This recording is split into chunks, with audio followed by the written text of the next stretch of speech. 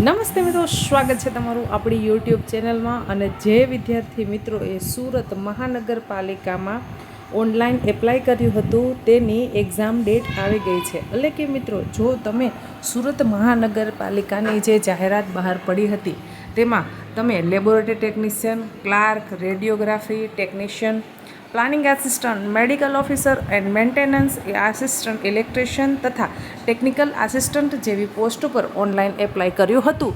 તો મિત્રો, તમારી હવે આતુરતાનો અંત આવી ગયો છે અને તૈયારી તમારી છે હવે પૂર્ણતાના આરે કરી લેજો, કેમ કે તમારી એક્ઝામ ડેટ ડિક્લેર થઈ ગઈ છે.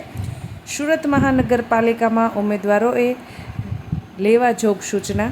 સુરત મહાનગરપાલિકા દ્વારા તારીખ 11/3/2026થી જે ભરતી બહાર પડાયેલી હતી તેની ટોટલ કુલ 7 કેડરો માટે આ જાહેરાત બહાર પડાયેલી હતી, જેમાં તારીખ 26/7/2026થી 9/8/2026 સુધી એક્ઝામ યોજાનાર છે.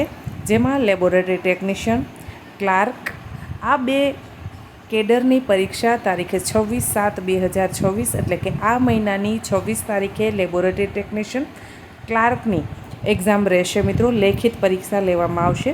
ત્યારબાદ વાત કરીશું radiography technician, planning assistant, medical officer, maintenance assistant, electrical અને ટેકનિકલ આસિસ્ટન્ટ.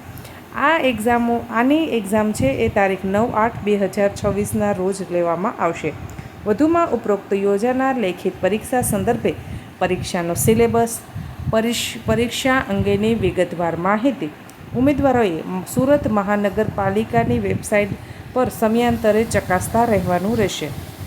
કોલ લેટરની ક્યારે નીકળશે તેની સંપૂર્ણ માહિતી સુરત મહાનગરપાલિકાના રિક્વાયરમેન્ટ ડેશબોર્ડમાં જઈ અને તમારે મેળવવાની રહેશે. આશા રાખું છું કે માહિતી પસંદ આવી હશે. મિત્રો, સુરત મહાનગરપાલિકામાં જેમણે એપ્લાય કર્યું હતું તેની એક્ઝામ ડેટ આવી ગઈ છે, તો તમે ચેક કરી લેજો કે તમે કઈ કેડરમાં એપ્લાય કર્યું હતું. જો મિત્રો તમે clerk, laboratory technician, planning assistant, medical officer કે ટેકનિકલ આસિસ્ટન્ટ જેવી સુરત મહાનગરપાલિકાની જે જાહેરાત બહાર પડી હતી તેમાં એપ્લાય કરેલ છે, તો તમારી એક્ઝામ ડેટ આવી ગઈ છે. ધન્યવાદ. આશા રાખું છું માહિતી પસંદ આવી હશે. માહિતી પસંદ આવી હોય તો વિડીયોને લાઇક કરો. હજી સુધી યુટ્યુબ ચેનલને સબસ્ક્રાઈબ નથી કરી તો ચેનલને સબસ્ક્રાઈબ કરી લેવા વિનંતી. અને હા મિત્રો, શું તમે સરકારી નોકરીની તૈયારી કરો છો તો તમને ઉપયોગી થઈ રહે તેવા પુસ્તક હું નીચે વિડીયોના નીચે ડિસ્ક્રિપ્શનમાં રાખું છું, તેની લિંક, તો તમે તેમાંથી તે પુસ્તકોની ખરીદી કરી શકો છો અને તમને ડિસ્કાઉન્ટમાં તે પુસ્તકો મળી રહેશે. ધન્યવાદ.